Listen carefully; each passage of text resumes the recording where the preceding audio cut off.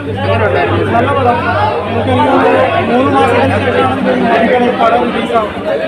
നമ്മളെ എല്ലാവരും എക്സ്പെക്ട് ചെയ്തതിനേക്കാൾ കൂടുതൽ സംവിധായകൻ എന്തായാലും മമ്മൂക്കയുടെ സൂപ്പർ ഹിറ്റ്.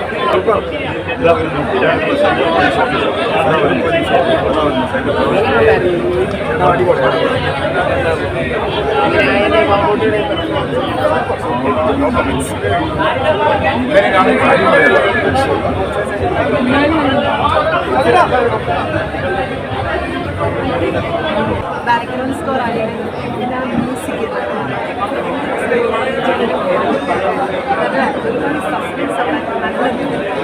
ഇങ്ങനൊരു മമ്മൂക്കെ കാണാൻ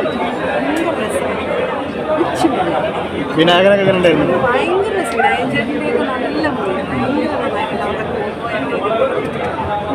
അവരുടെ ട്രിവാൻഡ്രം സ്വാങ് മമ്മൂക്കയുടെ ഭയങ്കര രസം. ഇഷ്ടപ്പെട്ടു.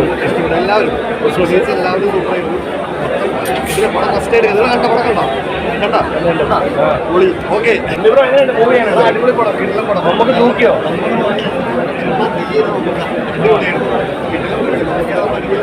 ഇങ്ങനെ ഫേസില്ല.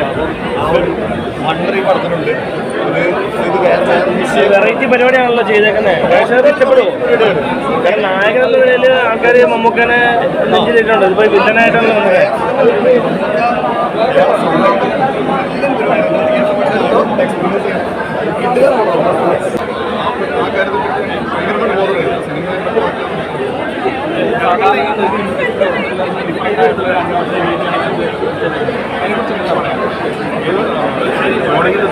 ഒരുപാട് ആവശ്യമുള്ളതാണ്.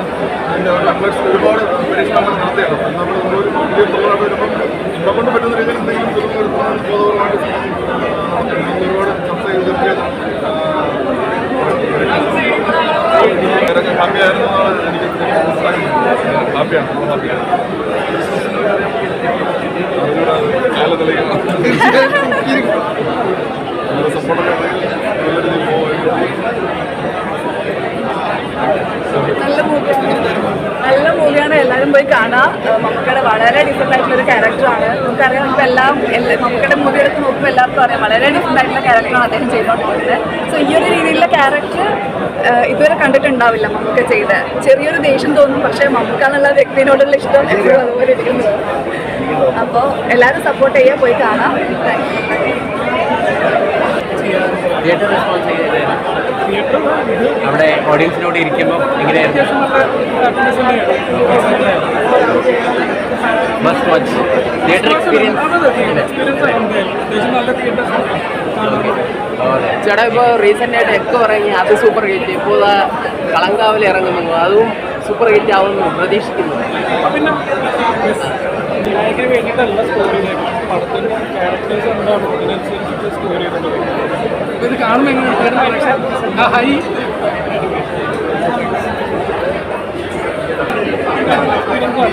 ഞാൻ പറഞ്ഞത് കുറേ വർക്ക് ചെയ്തുകൊണ്ട് എൻ്റെ ചാനലിലേക്ക് കുറേ കൊടുത്തിട്ടുണ്ട്. അപ്പോൾ എല്ലാവരും പ്രേക്ഷകരെല്ലാവരും ഒന്ന് കാണാൻ സപ്പോർട്ട് ചെയ്യാൻ. ആദ്യം പറഞ്ഞ ഒരു പേടിക്ക് മാറ്റം എക്സ്പീരിയൻസ് പ്രേക്ഷകരെ ഏറ്റവും ഒരു പേടി ഉണ്ടായിരുന്നു ആദ്യം പറഞ്ഞിരുന്നു. എക്കോ പോലത്തെ പടം ഇതൊക്കെ ആയാലും ഞാൻ ചെയ്ത നോക്കിയിട്ട് അതിൽ സ്ക്രിപ്റ്റിങ്ങൊക്കെ ഭയങ്കര എക്സ്പീരിയൻസിലായിരുന്നു. അതിൻ്റെ ആൾക്കാരെ അക്സെപ്റ്റ് ചെയ്യേണ്ട ഒരു സാധനമാണ്. ഈ ഒരു സിനിമയുടെ ഓരോ സീൻസിനും മൂഡ് കൊണ്ടുകൊണ്ടുള്ള ബാക്ക്ഗ്രൗണ്ട് മ്യൂസിക്കാണ്. അപ്പോൾ ആ ഒരു ചെയ്തപ്പോൾ എത്രത്തോളം ശ്രദ്ധിച്ചാണ് ചെയ്തത്? കാരണം ആ ഒരു സ്റ്റോറി ലൈനുമായിട്ട് ബ്ലെൻഡ് ചെയ്ത് പോകുന്ന രീതിയിൽ അത് ഞാനും ഡയറക്ടറുമായിട്ടുള്ള ഒരു കമ്മ്യൂണിക്കേഷൻ്റെ രീതിയിൽ നമ്മൾ പവർ ചെയ്യാൻ നോക്കാൻ ആവശ്യപ്പെടുത്തി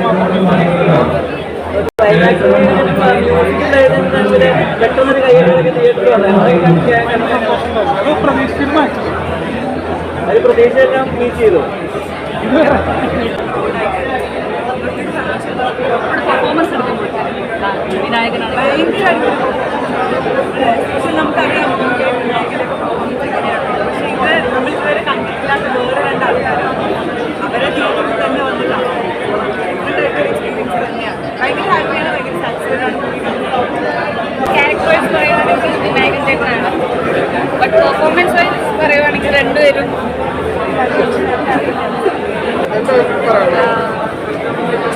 മൂവി കണ്ടിട്ട് ഞാനിപ്പോൾ ഇറങ്ങി.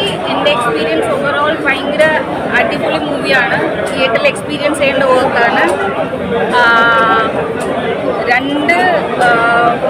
നമുക്കുള്ള 2 വണ്ടർഫുൾ ആക്ടേഴ്സിലെ പെർഫോമൻസ് ഭയങ്കര രസമായിട്ട് കാണാൻ പറ്റും. ആൻഡ് ഓവറോൾ പടം തിയേറ്ററിൽ എക്സ്പീരിയൻസ് ചെയ്ത് അഭിപ്രായം പറയാം. എനിക്കിഷ്ടം. എല്ലാവർക്കും ഇമ്പോർട്ടൻസ് ഉണ്ട്. ഉണ്ടെങ്കിൽ മാത്രമേ ഈ സിനിമ കംപ്ലീറ്റ് ആവുള്ളൂ. അവരുടെ ക്യാരക്ടർ കംപ്ലീറ്റ് ആവുള്ളൂ.